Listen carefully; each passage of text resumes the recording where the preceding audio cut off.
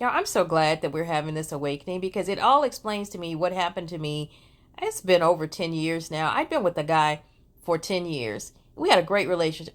Why was you dating him for 10 years? Why wasn't y'all married? Because I didn't want to get married. I was a traveling journalist. I had other things going on in my life. I did not want to be his wife. So the relationship really worked. And we did it for 10 years. We had businesses together. We traveled the world together, went to other countries together. It was just a great relationship, partnership. And then I realized that, oh, he was interested in someone else, one of our associates, business associates. And so I said to him, I said, do you like her? And, he kind of sort of admitted it, but was like, well, no, it was just a mistake. I said, look, you know what? You guys, if you love her, it's okay. And we already had a plan about how we were going to back out everything because we had millions of dollars tied up in our business affairs.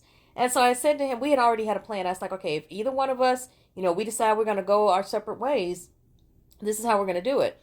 And we wrote down on paper that we were just going to say, okay, we have decided that we're going to, split our businesses up, or we're going to, we had some verbiage that we were going to use to get out of it because people they really liked us as a couple, and we really worked well as a couple, and we had cross clients because of us being a couple. So he starts seeing someone else. I say, hey, I'm not going to stick around and do that. I'm going to start seeing other people. And instead of following the plan that we had on how, and we had a meeting at a restaurant. I said, hey, let's meet.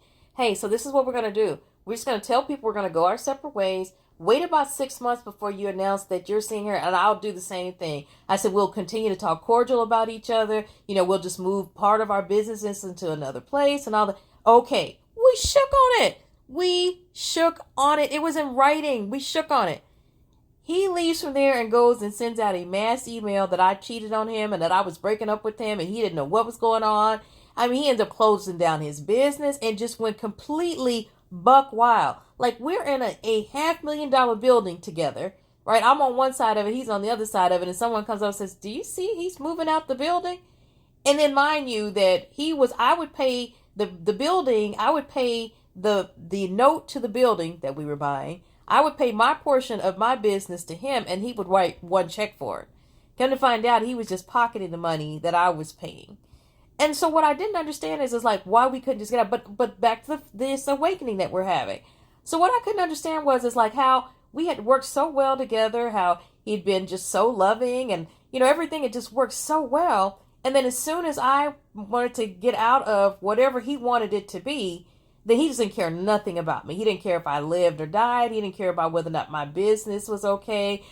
He drove by one day and I had a flat tire, and I had AAA. And he sees me getting out the car with the flat tire and he just looked at me and just drove off.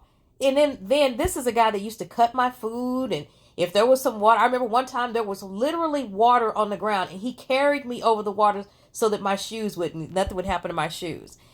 Constantly just obsessed with my safety. It's because they see us as possessions.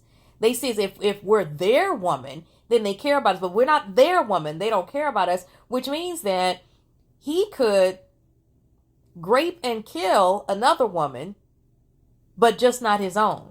But then men don't understand that if you're willing to grape and kill a woman that's because she's not your woman, then somebody's going to do that to your woman or your daughter. I mean, he ended up having really, really bad luck, and I wish him no ill will. Well, actually, I do.